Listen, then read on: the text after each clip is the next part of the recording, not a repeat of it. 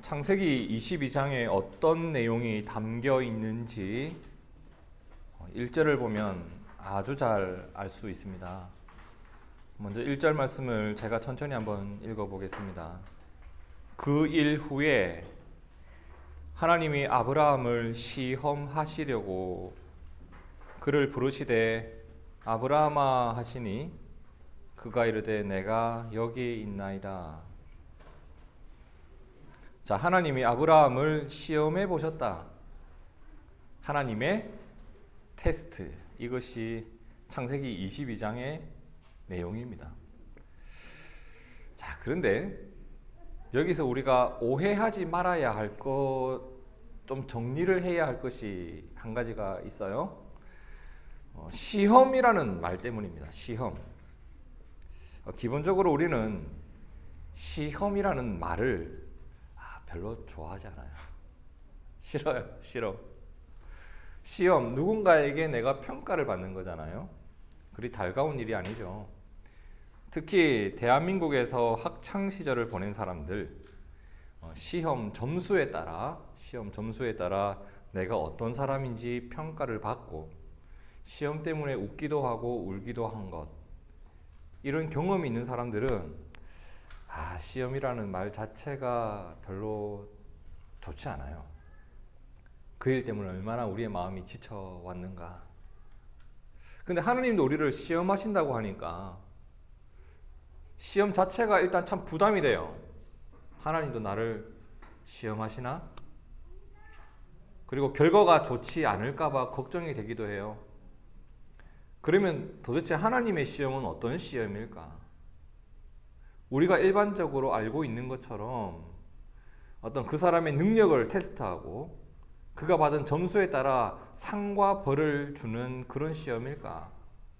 일단 우리가 이것을 해소해야 되겠죠. 하나님의 시험은 어떤 걸까? 그리고 야고보서에 보면 이런 말씀이 있어요. 1장 13절을 보세요. 사람이 시험을 받을 때에 내가 하나님께 시험을 받는다 하지 말지니 하나님은 악에게 시험을 받지도 아니하시고 친히 아무도 시험하지 아니하신대요. 각 사람이 시험을 받는 것은 자기 욕심에 끌려 미혹된 거래요. 아니, 하나님은 친히 아무도 시험하지 않는다면서요. 그럼 뭐가 맞는 거예요? 시험하시는 거예요? 안 하시는 거예요? 이것이 시험이라는 말 때문에 생기는 두 번째 의문이에요. 일단 두 번째 질문부터 한번 해결해 봅시다. 하나님이 시험하신다고 말한 것도 있고 하나님이 시험하지 않으신다고 말하는 것도 있는데 이러한 일이 발생한 이유는 번역의 문제입니다. 번역의 문제. 무슨 말이냐면 원어나 영어로 보면 완전히 다른 단어예요. 근데 이것을 전부 시험으로 번역을 해놨어요. 우리말로. 그래서 이것을 좀 구분할 수 있어야 돼요. 먼저 하나님께서 주시는 시험은 트라이얼 테스트, 즉 시련입니다. 시련. 그리고 하나님이 주시는 시험이 아니라 사단이 주는 시험, 자기의 욕심에 끌려 빠지게 되는 시험은 템테이션, 유혹입니다. 유혹. 이 둘의 가장 큰 차이가 뭐예요? 비슷해 보이지만 그 목적 자체가 달라요. 하나님이 주시는 시련, 그 시련의 목적이 뭘까? 하나님은 그 시련을 통해서 그 사람에게 있는 믿음이 드러나게 합니다. 사실 믿음이 보이지가 않잖아요. 나에게 있는 믿음이 어떤 믿음인지 평가해 볼 수 있는 기준도 없어요. 그냥 각자 믿음이 있겠거니 하면서 살아가요. 그런데 하나님 주시는 시련은 그 사람이 자신에게 있는 믿음의 실체, 믿음의 현주소를 볼 수 있게 합니다. 나에게 이런 믿음이 있구나. 그리고 그리스도인들은 이런 시련을 통해서 믿음이 순수해집니다. 우리의 믿음이 얼마나 순수한가 한번 생각해 보세요. 믿음이 순수하지 않은 사람이 얼마나 많은지 몰라요. 그런데 시련을 통해서 믿음이 순수해지고 하나님에 대한, 하나님의 사랑에 대한 확신이 깊어져 가요. 이것이 하나님이 우리에게 시련을 주시는 이유예요. 하지만 유혹은 완전히 다릅니다. 유혹은 성도들을 쓰러뜨리기 위한 거예요. 믿음에서 벗어나게끔 이러한 마귀의 공격이에요. 그 형태가 때로는 고통이고 때로는 욕망을 자극하고, 그렇게 함으로써 그를 어떤 자리로?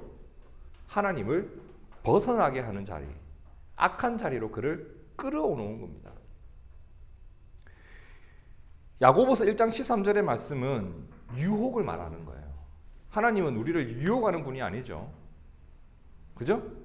하지만 하나님은 우리에게 시련을 주시는 분입니다. 그 시련을 통해서 우리를 성장하고 하나님의 자녀다운 모습으로 살아가게 하시는 하나님의 방법입니다. 뭐 시련이 아니라 더 좋은 방법 없습니까? 모르겠습니다. 근데 우리가 살아보니까 그래요.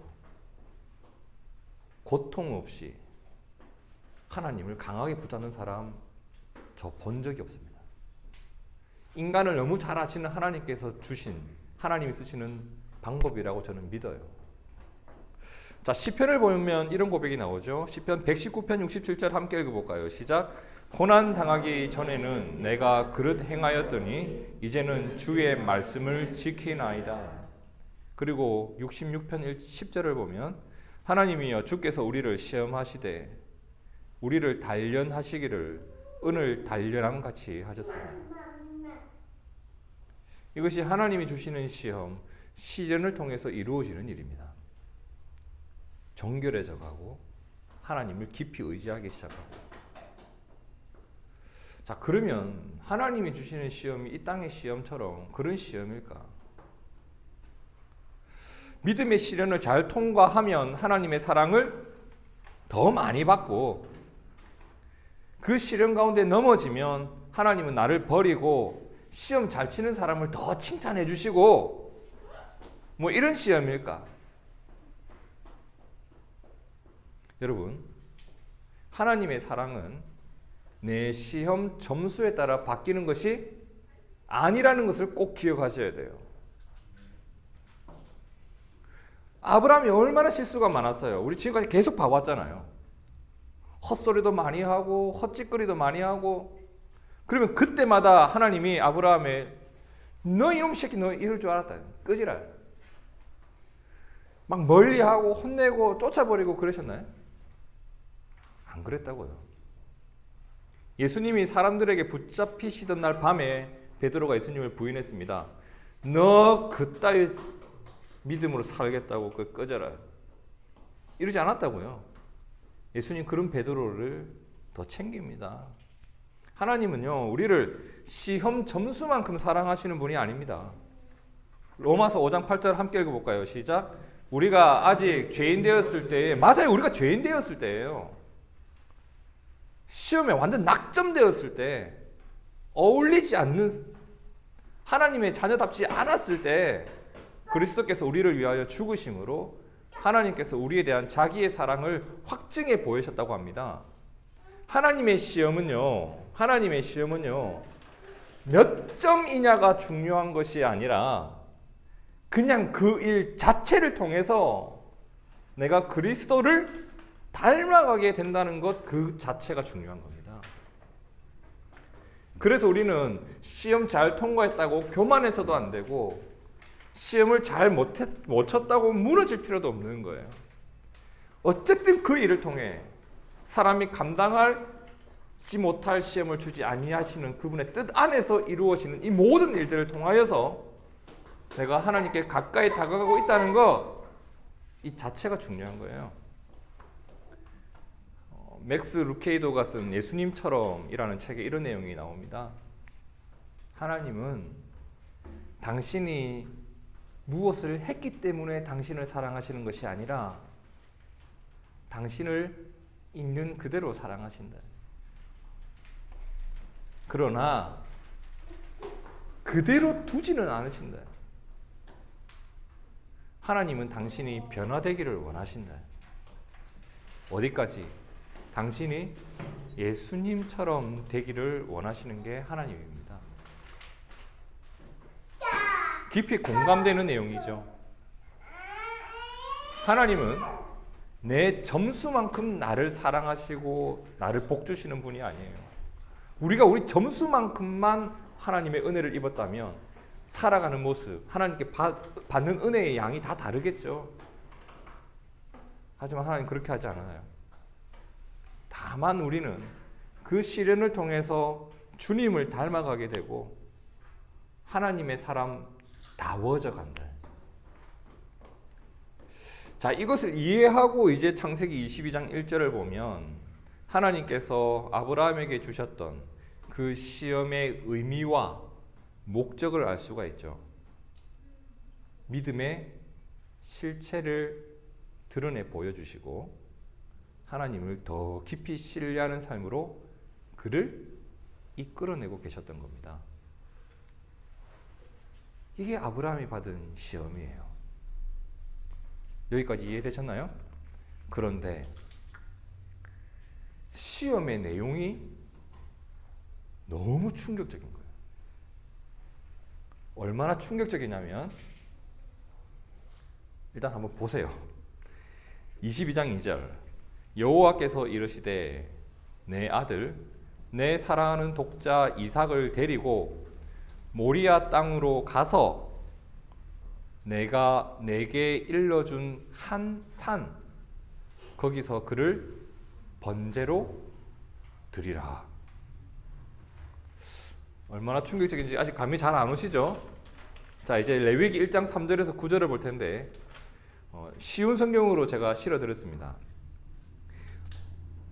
이곳을 보면 구약시대의 제사 중 하나인 번제에 대한 설명이 나오는데 여기 짐승이라는 말이 나올 거예요. 그 짐승 대신에 이삭이 들어간다 생각하면 돼요.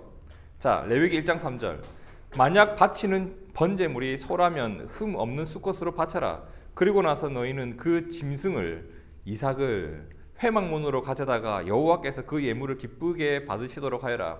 제물을 바치는 사람은 이삭을 여호와 앞에서 잡아라. 그런 다음에 제사장은 그 피를 회막 곧 성막 입구에 있는 제단 둘레에 뿌려라. 제물을 바치는 사람은 이삭의 가죽을 벗기고 이삭의 몸을 여러 부분으로 잘라라. 제사장은 제단 위에 불을 피우고 그 위에 장작을 올려 놓아라. 제사장은 이삭의 머리와 기름과 자른 부분들을 제단에 피운 장작불 위에 올려 놓아라. 제물을 바치는 사람이 이삭의 내장과 다리를 물로 씻어주면 이삭 전체를 제단 위에서 태워 번제로 드려라.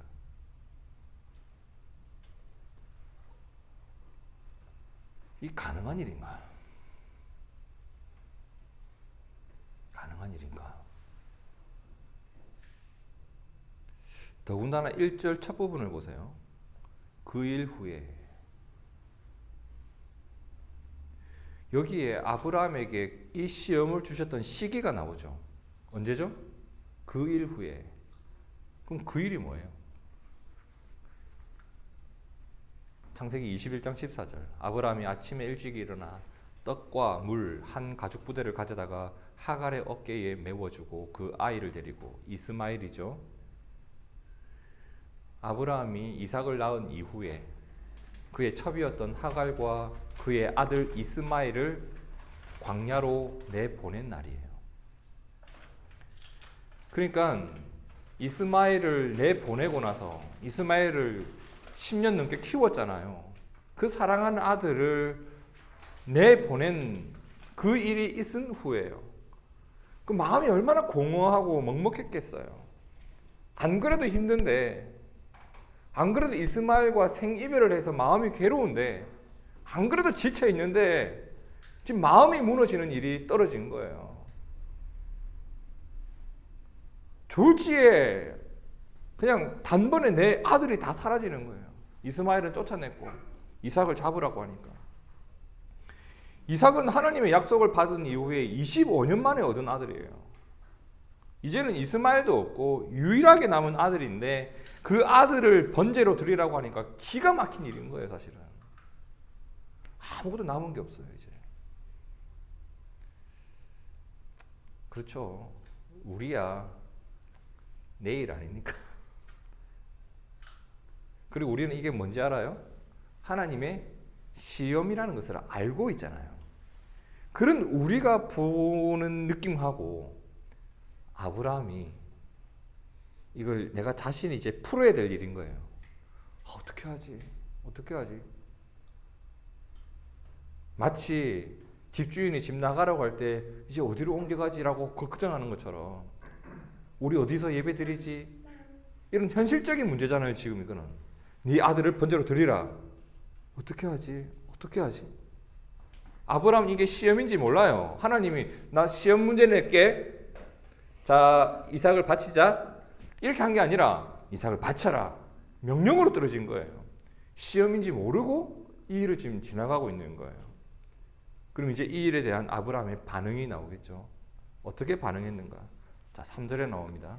아브라함이 아침에 일찍이 일어나 나귀의 안장을 지우고 두 종과 그의 아들 이삭을 데리고 번제에 쓸 나무를 쪼개어 가지고 떠나 하나님이 자기에게 일러주신 곳으로 갔다라고 합니다. 여기서 가장 눈에 띄는 게 뭐냐면 아브라함이 말없이 모리아 땅을 향해 갔다라는 부분입니다. 말없이. 여러분 우리가 봐왔잖아요. 아브라함 정말 말대꾸 잘하는 사람입니다. 그게 말대꾸의 왕입니다.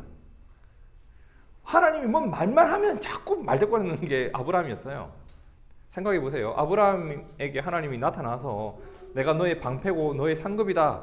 나를 믿어라 라고 했는데 아브라함이 그때 하나님 말씀을 듣고 이렇게 대답합니다. 창세기 15장 2절에 아브라함이 이르되 주 여호와여 하나님이 내게 준 게 뭐가 있습니까? 뭐라도 좀 지어주고 그렇게 말씀하시라고 이렇게 대답해요.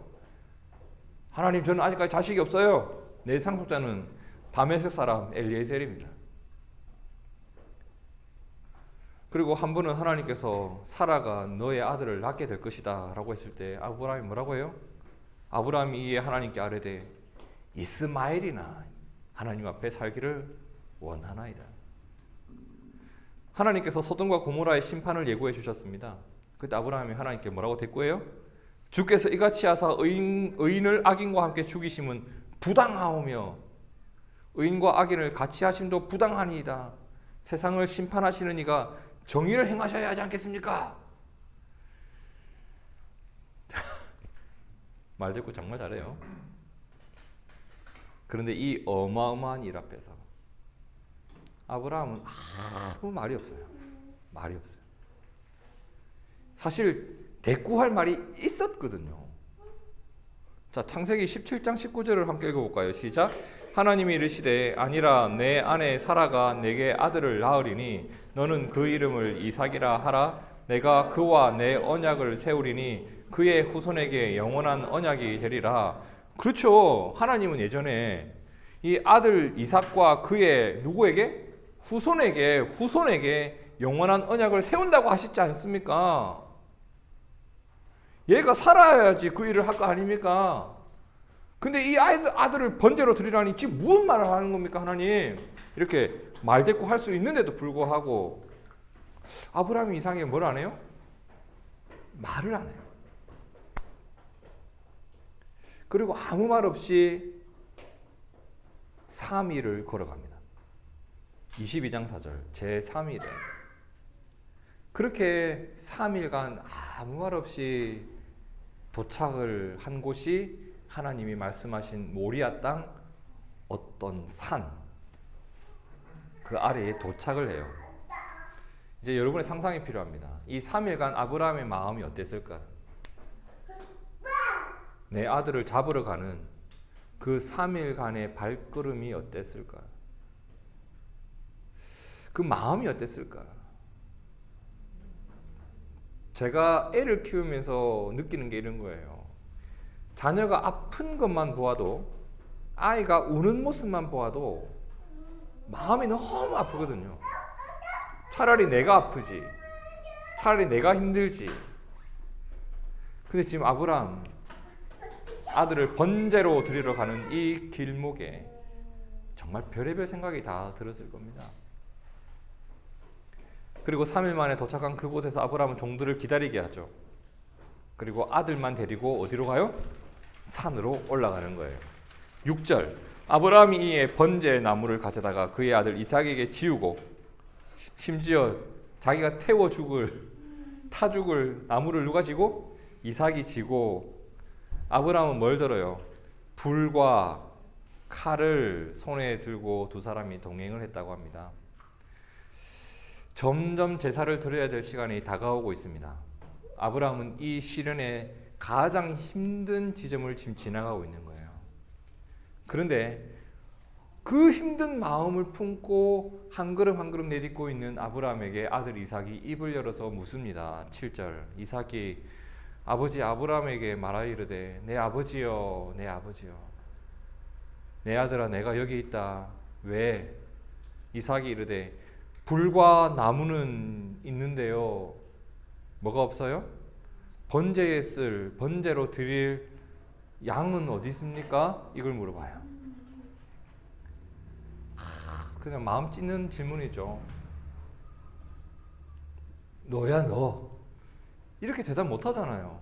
그냥 어쩔 수 없이 지금 마음이 그냥 뒤죽박죽된 상태로 지금 갔을 거예요. 자, 여기서 우리가 한 가지 추정해 볼 수 있는 게 있습니다. 자, 이삭이 지금 뭘 지고 가고 있어요? 번제했을 나무를 지고 가고 있어요. 나무 질 수 있어? 질 수 있겠어? 얘한테 못 지우겠죠. 너는 못 질 것 같아. 저 정도는 되겠죠. 그리고 지금 번제할 어린 양은 어디 있습니까? 번제에 대한 이해를 가지고 있어요. 예배에 대한 이해를 가지고 있죠. 이것을 통해서 이삭의 나이가 한 10대 중후반쯤 되었을 것이라고 우리가 추정을 하게 돼요. 자, 그 아들의 질문에 아브라함이 뭐라고 대답하죠? 아브라함이 이르되 내 아들아 번제할 어린 양은 하나님이 자기를 위하여 친히 준비하신대. 가보자. 그런데 말은 이렇게 해놓고 번제를 드릴 준비를 한 후에 누구를? 아들을 결박하기 시작합니다. 아버지 번제로 드릴 양은 어디 있습니까? 라고 했는데 하나님이 준비하신다고 해놓고 나를 묻기 시작해요. 이제 이삭이 얼마나 당황했을까요? 이 뭔 일이지? 왜 이러시지? 9절 하나님이 그에게 일러주신 곳에 이른지라 이에 아브라함이 그곳에 제단을 쌓고 나무를 버려놓고 그의 아들 이삭을 결박합니다. 그리고 제단 나무 위에 올려놔요. 이삭의 나이가 몇 살쯤 되었다? 10대 중후반. 아브라함의 나이 110에서 120 사이.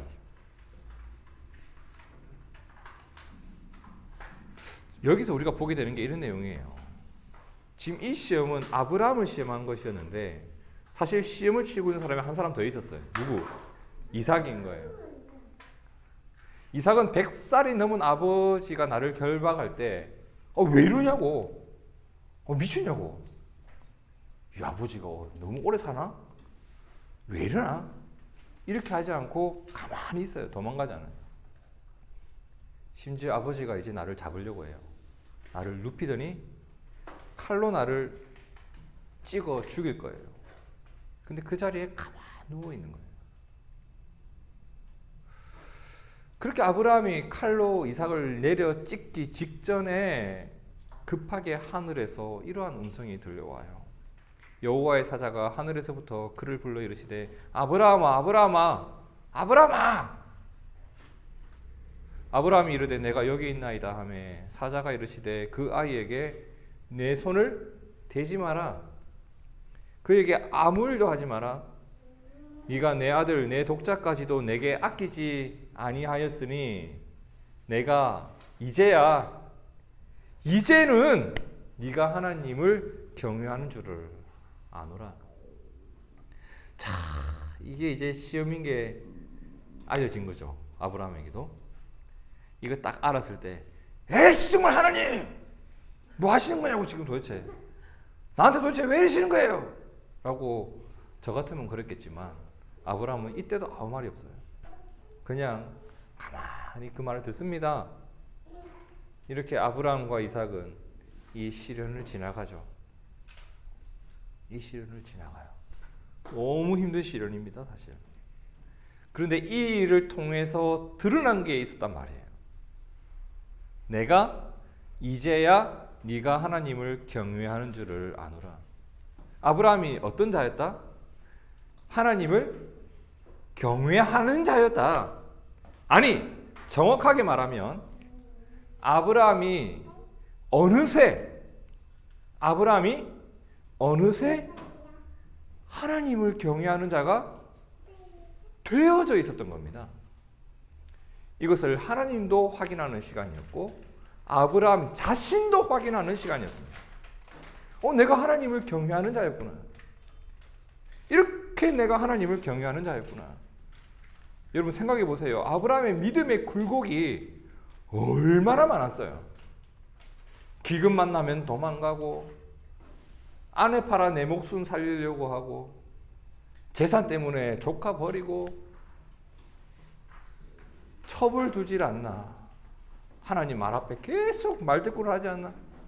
그런데 이 모든 시간들을 지나면서 그렇게 순간순간 하나님을 경험하면서 어느새 나도 모르게 언제 이렇게 나의 믿음이 성장하고 성숙해졌나 싶을 정도로 성숙해져 있는, 이제는 하나님을 경외하는 그 믿음의 자리에 내가 서 있는 것이 확인이 되었다 말입니다.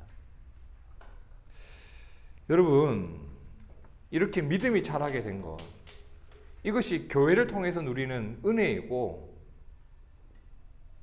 하나님께서 우리에게 귀한 일을 베풀어 주신 것이라 저는 믿어요. 우리가 이 땅을 살다 보니까 계속 내 욕망의 어떤 요구들이 이루어지면 큰 은혜를 받은 것 같은데 사실 이것만큼 귀중한 게 없다고요. 왜? 이 하나님을 경외하는 믿음이 내가 이 땅을 하나님과 동행하며 살아가는 삶의 기초가 되기 때문입니다. 이 믿음이 없으면 내가 어떻게 하나님을 바라보고 어떻게 하나님을 의지하며 살아갈 수 있겠어요? 여러분, 이 믿음이 말이에요, 이 땅의 삶을 전부로 여기는 자들에게는, 그런 세상에게는 하찮게 보일지 모르겠지만 영원한 삶을 살아가는 우리에게는 가장 소중하고 값진 보물이에요. 하나님이 나에게 주신 귀한 은혜이고 이 믿음 때문에 내가 선한 선택을 할 수 있는 힘이 주어지는 것이고 후회 없는 삶을 살아갈 수 있는 지혜를 얻게 된단 말입니다. 아브라함이 하나님을 경외하는 믿음을 소유한 자가 되었습니다. 어느새. 오늘 우리가 이 자리에 함께 모여 있는데 내 믿음이 어느새 자라 있는 걸 우리가 보게 될 때 있지 않던가요? 오늘 말씀해 보니까 아브라함이 어느새 이렇게 성장해 있었습니다. 그리고 하나님을 경외하는 자가 되었기 때문에 나타난 일들이 오늘 말씀에 여기저기 보여요. 한번 보세요. 아브라함이 하나님을 경외하는 자였기 때문에 무엇 없이? 말 없이 하나님의 말씀을 따르고 있더라고요. 이게 원래 그랬던 사람이 아니에요. 이때부터 이미 그가 하나님을 경외하는 증거들이 나타나고 있는 거예요. 저는 이런 것들이 우리 성숙의 지표가 좀 되었으면 좋겠어요. 온갖 핑계 다 대면서 어떻게든 도망가려고 하고 이런 것이 아니라, 사실 아브라함이 무슨 질문할 거리가 없었나요? 이 시험이 뭐 간단해서 그냥 한번 치러보자 이랬던 건가? 아니라고요. 그가 하나님을 경외하는 자가 되었기 때문에, 그리고 이 일을 명하신 하나님이 이 일 이후에 이루실 일을 믿고 따라가는 자가 되었단 말입니다. 하나님을 경외하는 자의 증거죠. 심지어 며칠간, 3일간 그 마음이 변하지 않았대. 여러분, 3일은요 우리가 마음을 돌이키기에 충분한 시간입니다. 작심 3일이라고 하죠. 뭔가 결심하고 3일 동안 미뤄보세요. 안 합니다. 공부해야지, 내일 해야지. 안 합니다. 그거 조금만 기다려, 금방 할게. 안 합니다. 저한테도 그런 전화 참 많이 와요. 목사님, 제가 이번에 뭐 보너스 받았는데 밥 한번 사겠습니다. 안 옵니다. 뭐 힘든 거 없으세요? 제가 언젠가 도움이 될 겁니다. 안 됩니다. 3일이면 충분해요. 다 잊어버리게. 근데 그 시간 동안 수많은 생각이 떠올랐겠지만 아브라함은 하나님께 순종하는 그 마음을 지켜요. 그리고 이러한 시련을 지나면서 아브라함은 어느새 내 안에서 살아 숨쉬고 있는 믿음의 실체를 본 거예요. 믿음 눈에 보이지 않죠? 근데 믿음 때문에 내가 변하는 내 모습은 보이는 거예요. 이삭도 하나님께 기꺼이 순종하는 믿음의 실체를 보았습니다. 여러분, 우리에게도 있을 거라 생각이 됩니다. 하나님이 우리도 동일하게 때로는 우리가 하나님의 시련인 줄도 모르고 지나가는데 어떤 일 때문에 어떤 어려움 때문에 내 믿음이 드러날 때가 있습니다. 아, 내가 믿음 때문에 이렇게 살아갈 수 있다. 내가 이 믿음 때문에 내 말을 지킬 수 있고 이 믿음 때문에 내가 그 일을 선택해야 되겠다. 그 일들을 지나가면서 어느새 부쩍 자라있는 나의 믿음을 내가 보게 될 때가 있어요. 저도 놀랬습니다. 제가 개척하는 거 보고. 저도 놀랬습니다. 그 순간에 내가 욕을 안 하는 걸 보고. 제가 제 모습 보면서 제일 놀란 게 이거예요. 욕을 끊구나. 너무 신기했습니다. 욕이 나오면 입술이 부끄러워서 견딜 수 없고 사람을 해코지하면 이게 견딜 수 없는 고통이 마음속에 찾아오는 것, 이런 모습이 제게 너무 큰 변화였습니다. 믿음이 작동하고 있는 순간이에요.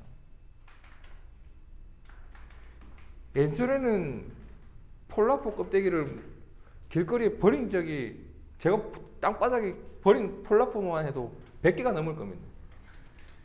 근데 이제는 못 버리겠어요. 나이가 들어서가 아니라 내 안에 있는 믿음이 그것을 허용하지 않는 겁니다.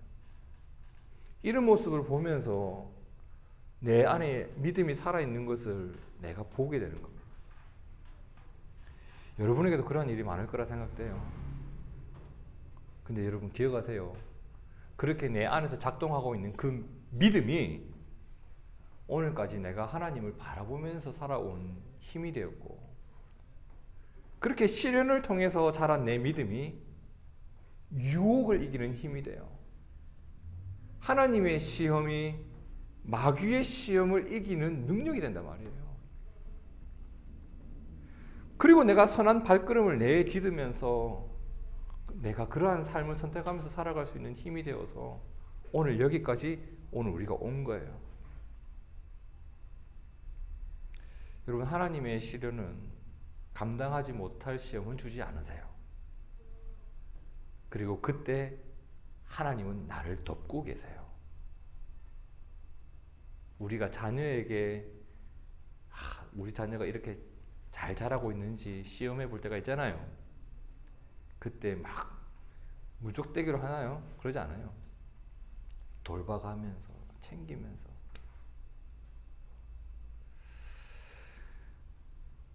우리가 이렇게 믿음을 키워가고 변함없이 하나님을 경외하면서 하나님을 경외하는 자의 모습이 나타나는 것, 이것이 성도가 맺어야 될 거룩한 열매라고 저는 믿습니다. 그래서 저는 여러분에게 교회에서 일저일 하라고 말하고 싶지 않아요.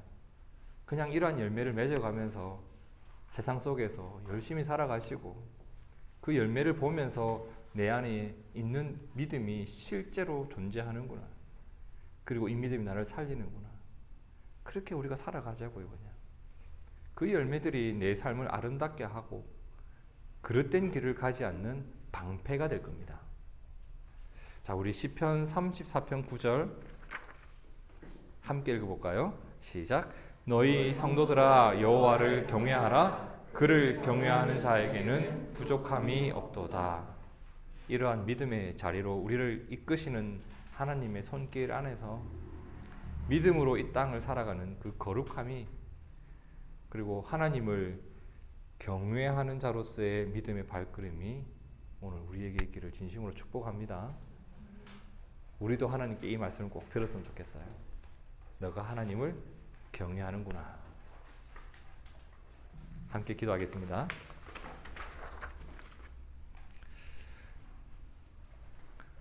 하나님을 경외하는 자리에 오늘 우리가 서 있고 싶습니다. 그것이 이 땅을 살아가는 지혜의 근본이고, 그것이 오늘 내가 선한 인생을 살아갈 수 있는 기초임을 우리가 믿습니다. 하나님께 다른 것을 먼저 구하기 이전에 내가 하나님을 경외하는 자가 되기를, 하나님을 경외하는 믿음으로 이 땅을 살아가기를 우리가 구합니다.